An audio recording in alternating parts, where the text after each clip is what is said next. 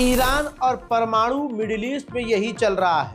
Iran को यह अच्छे से पता है कि अब इजराइल ईरान के परमाणु अड्डों पर हमला कर सकता है। ऐसे में ईरान ने चेतावनी दी है, वार्निंग दी है कि अगर ऐसा कुछ होता है तो जवाबी कार्रवाई तो करेंगे, लेकिन पहले से ही कहा जा रहा है कि ईरान ने अपने न्यूक्लियर को, यानी जो उसके पास खतरनाक चीज़ें हैं, उनको छुपाना शुरू कर दिया है। अमेरिका ईरान पर दबाव बना रहा है कि आप परमाणु बनाना बंद कर दो, लेकिन ईरान की जनता अब सड़कों पर उतरी है और मांग कर रही है कि नहीं, हमें परमाणु हथियार बनाना चाहिए और अमेरिका की सुननी नहीं चाहिए। देखिए,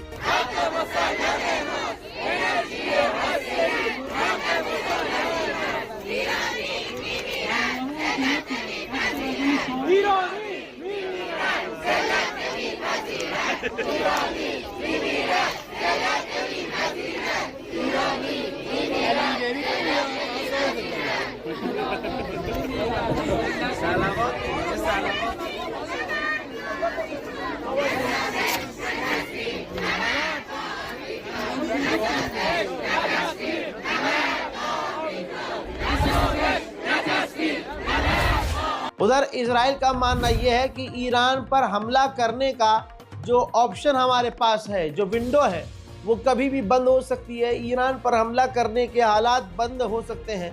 इसी वजह से इजराइल कोशिश कर रहा है कि जल्दी से जल्दी आजकल में ईरान पर हमला कर दिया जाए। उधर डोनाल्ड ट्रंप की सरकार को ये और टेंशन है कि इजराइल बिना डोनाल्ड ट्रंप के अप्रूवल के ईरान पर हमला कर सकता है। अब खबर आई है कि ट्रंप और नेतन्याहू, अमेरिका के राष्ट्रपति और इजराइल के प्रधानमंत्री ने ईरान और इलाके को लेकर फोन पर बात की है। उधर तस्वीरें सामने आई हैं। ईरान ने भारी मात्रा में अपनी फौज को, IRGC फौज को खतरनाक आत्मघाती ड्रोन और कई तरह के ड्रोन सौंपे हैं। उधर ईरान के विदेश मंत्री ने यह भी कह दिया कि हमें बहुत जल्दी नहीं है सीरिया से रिश्तों को ठीक करने के लिए, हम पूरी तरह से इस मुद्दे को समय देने को तैयार हैं। IRGC के कुछ फोर्स के ग्राउंड कमांडर ने कहा है कि अगर दुश्मन ने गलती से भी कोई गलती कर दी तो हम मुंहतोड़ जवाब देंगे। पैरेलल रिप्लाई मिलेगा। सुनिए। با چشمانی بیدار، دستامون روی ماشه هست، گوشمون به فرمان مقام معظم رهبری. هر دشمن نابکاری در هر سطح و مقیاسی بخواد دست از پا خطا کنه، بدانه که با توان بیمانند نیروهای مسلح جمهوری اسلامی ایران، مخصوصا نیروی زمینی، مواجه خواهد شد و بدون شک بیمار عمرش رو در هم خواهیم پیچید انشاءالله.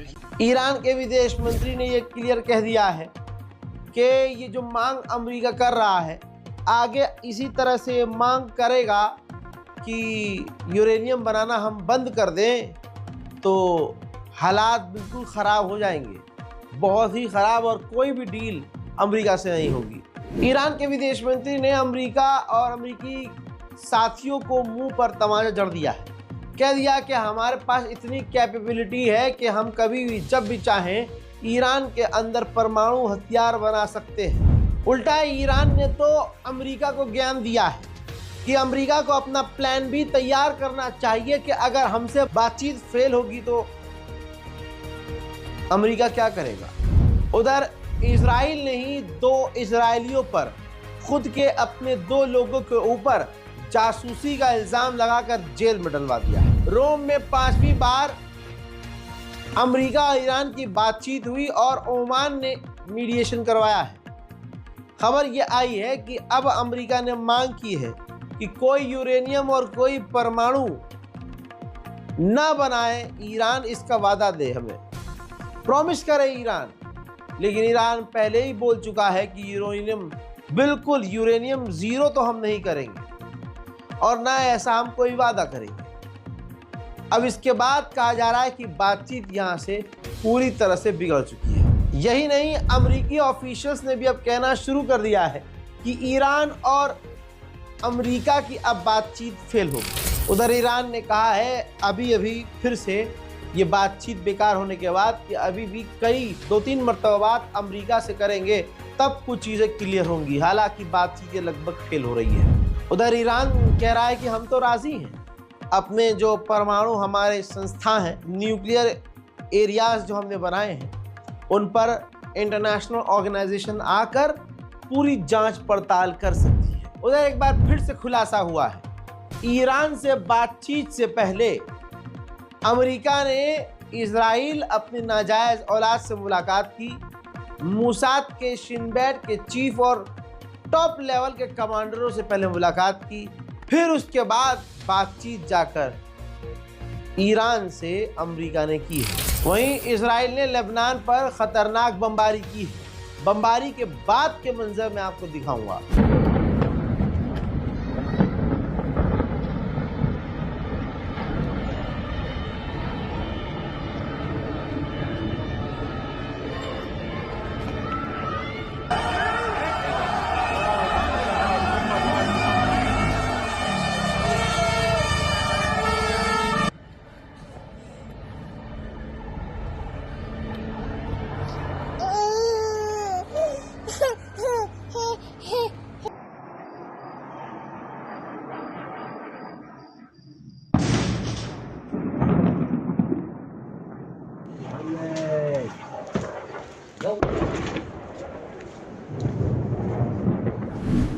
उधर इंटरनेशनल ऑर्गेनाइजेशन यूएन ने ये देखिए तस्वीर जारी की है कि इजराइल ने लेबनान का क्या हाल कर दिया है।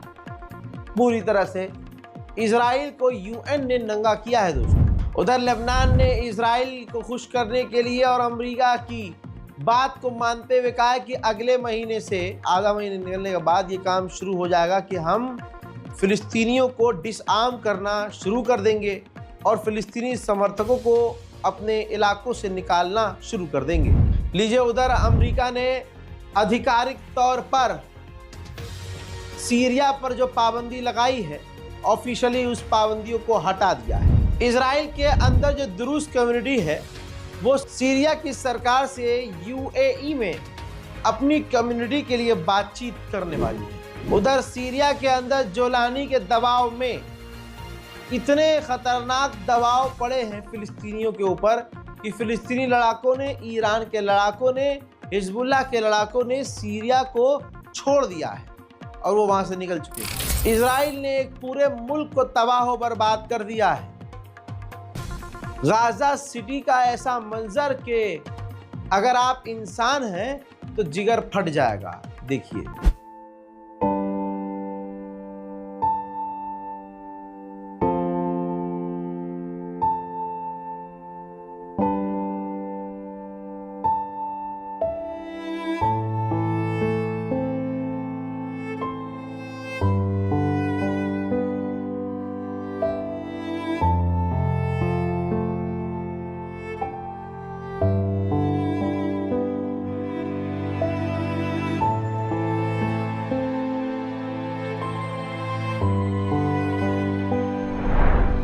इन तमाम चीज़ों के बावजूद इजराइल फिर से प्लान कर रहा है कि अपने हमलों को और बढ़ाएगा। अरे भाई, कितने हमले! मैं कह रहा हूं परमाणु ही मार दो, बस वही बचा है। इजराइल प्लान कर रहा है कि और हमलों को बढ़ाया जाए ताकि मजबूर और लाचार होकर फिलिस्तीन के लोग, गाजा के लोग अपने शहर को, अपने देश को ही छोड़कर चले जाएं। अमेरिका के कांग्रेसमैन, यानी अमेरिका की कुत्ते नस्ल के कांग्रेस के सुअर के बच्चे भी ऑन कैमरा कह रहे हैं कि जैसे अमेरिका ने जापान पे परमाणु बम दागे थे, ऐसा ही इजराइल को गाजा पर परमाणु बम दागना चाहिए। यहाँ तक कि ये भी कहा कि वहाँ के जो बच्चे हैं वो भी बच्चे नहीं हैं, हैवान। ये अमेरिका के कांग्रेसमैन की औकात है। देखिए, Well, I think it speaks to the importance of the only end of the conflict is complete and total surrender by those who support Muslim terror. In World War II, we did not negotiate a surrender with the Nazis. We did not negotiate a surrender with the Japanese. We nuked the Japanese twice in order to get unconditional surrender. That needs to be the same here. There is something deeply, deeply wrong with this culture. उधर Microsoft की औकात देखिए। Microsoft ने एक और फिलिस्तीनी समर्थक को अपने यहाँ से नौकरी से निकाल दिया है। और माइक्रोसॉफ्ट की औकात आपको ये भी क्लियर बता दूं कि माइक्रोसॉफ्ट ने अपने इंटरनल ईमेल सिस्टम से फिलिस्तीन जेनोसाइड, इस तरह के जुमलों को बैन कर दिया है। जो अमेरिकी इजरायली व्यक्ति नौजवान लड़का रिहा हुआ है जिसे हमास ने रिहा किया, उस पर एक रिपोर्ट आई कि जिस जगह हमास ने उसे रखा था, कुछ दिनों पहले इजराइल ने सबसे खतरनाक हमला उस इलाके पर किया गाजा में, जहां वो अमेरिकी कैदी था जो कि इजराइल के हमले में बाल बाल बचा। उधर फिलिस्तीन के वेस्ट बैंक में इजराइल के सेटलर्स जाकर भड़का रहे हैं, फिलिस्तीनियों को भड़काने वाला डांस कर रहे हैं और उकसा रहे हैं फिलिस्तीनियों को। अल्लाह बहुत जल्द इनका बदला लेगा, अल्लाह इन्हें गारत करे, आमीन। देखिए,